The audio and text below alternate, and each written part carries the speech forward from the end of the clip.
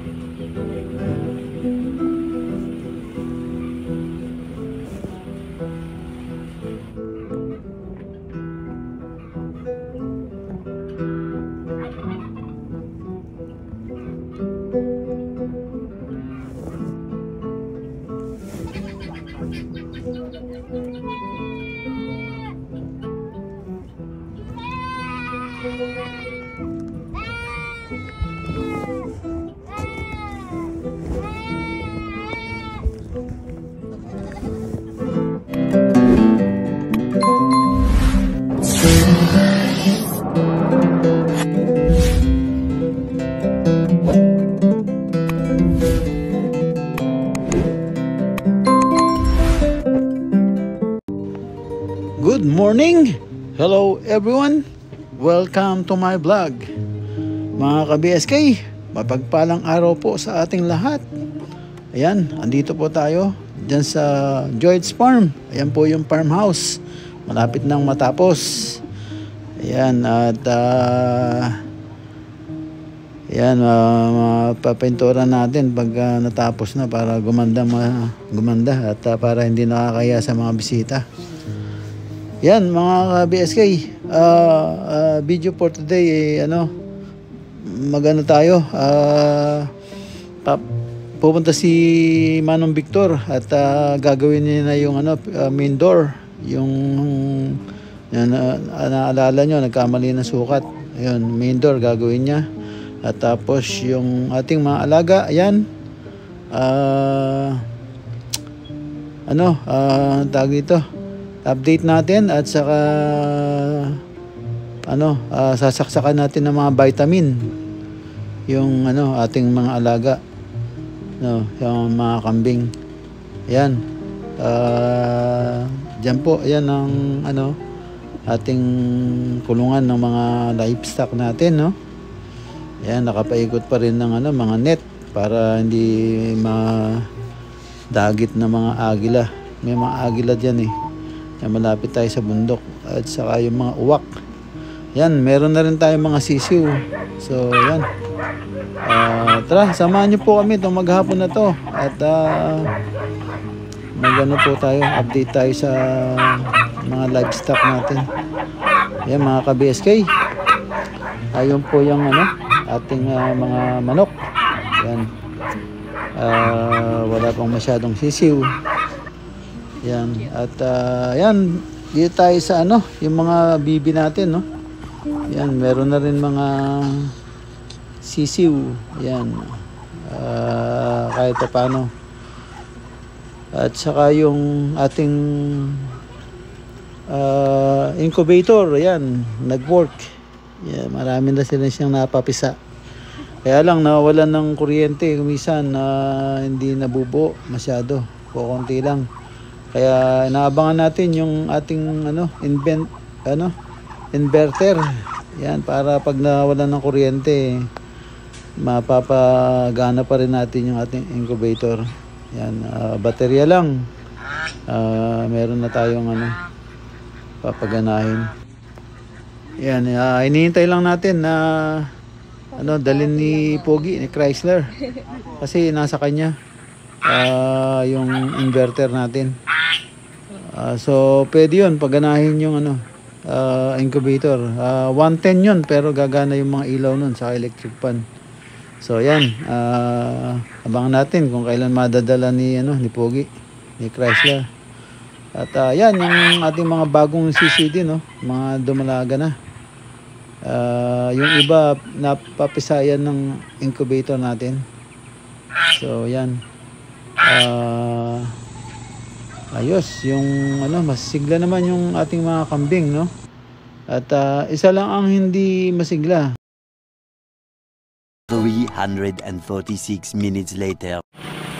Ayan po si Manong Victor at nakapagkape na siya. Dumating na po. Ayan, at inumpisa na po niya yung yung ating main door, yung hamba. O natandaan nyo, last time, nagmamadali. At kumbaga sa ilot, sa iba na dukot. Ayan, nagkamali ng putol ng hamba. Ayan, naikabit na rin niya. Ayan, pinaayos na yung, yung tratada. Ayan, nilagyan na lang niya ng tawag doon, ng semento para kumapit yung hamba. Ayan, pagkatapos niya ni Juan, ayos na. At yung na lang, ang ilalagay niya pag natapos niya yung sa semento at na-finish na niya yan. Ilalagay na rin niya yung doorknob, mga ka-BSK. Ayan po, at medyo unti-unti dahil nag-uulan po sa Joyce Farm, Zambales. Yan, sa Castillejos. Madalas ang ulan, kaya hindi sila makapasok kung minsan.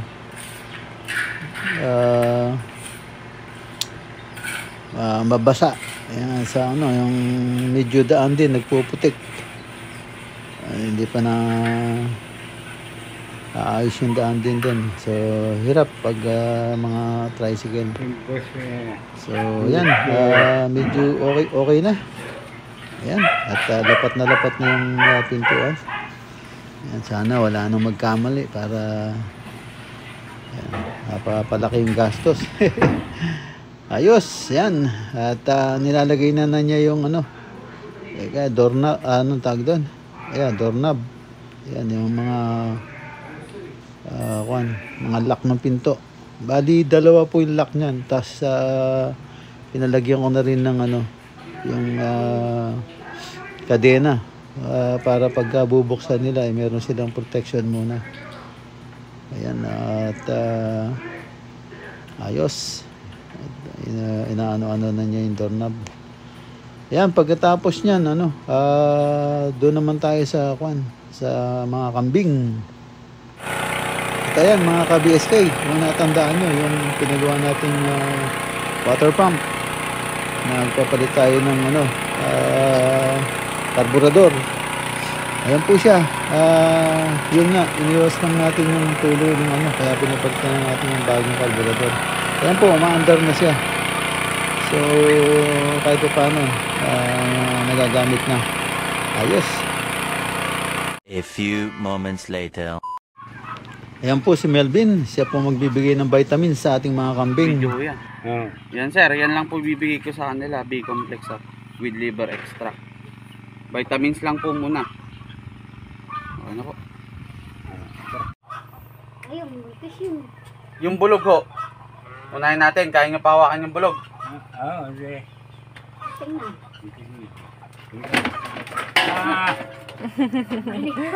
Nagtatago.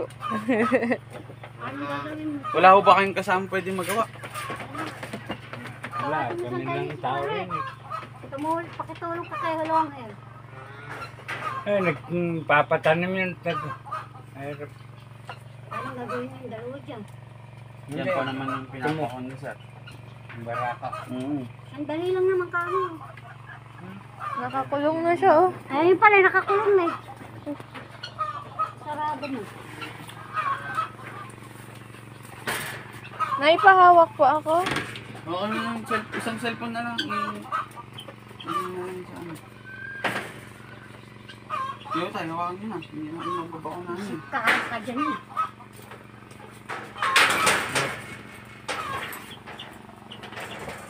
Sige. Dito ako sa pintuan. Hindi na may sungan. Ay, anak pa yung sungan. Nakaw. Ayan mga ka-BSK, nag-busy po tayo sa trabaho kaya hindi po natin sila natawagan kung paano ang pamamaraan, kung paano hawakan yung mga kambing. Kaya medyo sasabihin ko sa kanila next time para pagka ginawa uli nila yan, alam nila yung gagawin nila.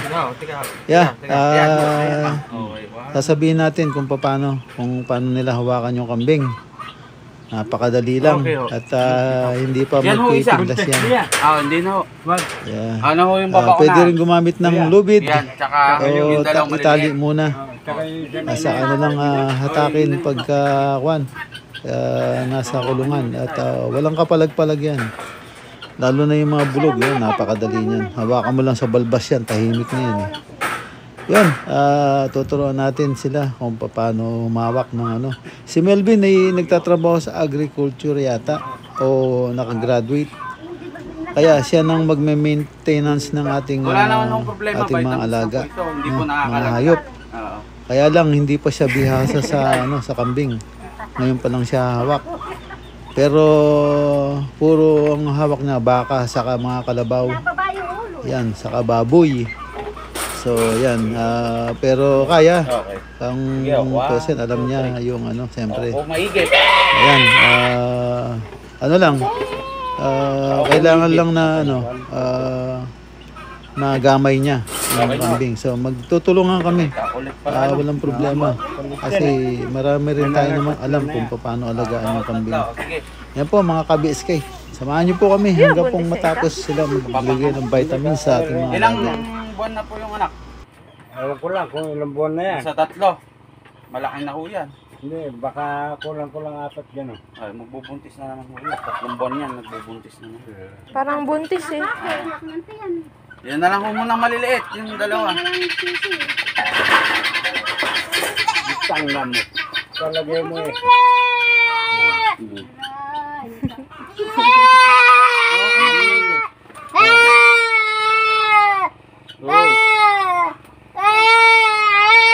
Okay. Ah.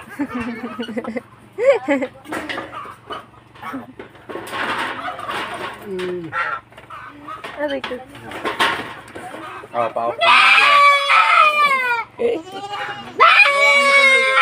Ano maigit?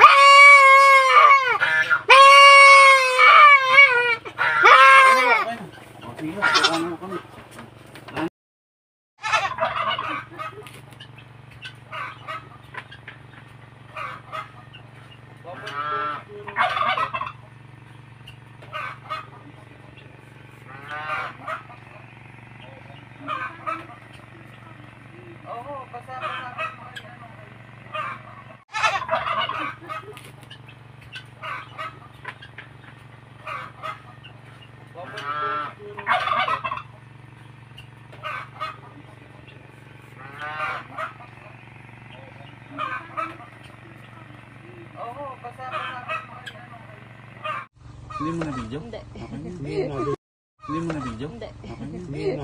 Hindi mo na video? Hindi. Okay. Wala na video? Hindi mo na video? Hindi. Okay. Hindi ko po ma-open. Sige po, ganito ang gagawin.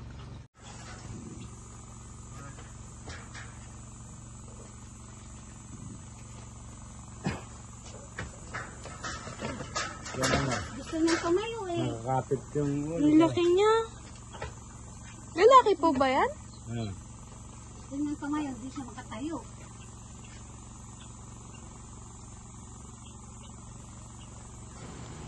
Ayan mga ka-BSK, yan ang po ang problema. Ano po yung biglang Yan laki yung niya? ating malaking barako, nagka-problema. Hindi po tayo naka-guidance sa kanila dahil busy po ako sa trabaho yung oras na mga yun. Hindi tayo pwedeng at talagang napaka-busy sa mga ano. Kaya hindi ako nakatawag sa kanila. Ang problema po niyan, na-overfeed po yung overfeed yung kambing. Ayun ang sinasabi ko na dahil hindi nakukulong yung kambing at hindi rin na tinanggal din ng tali.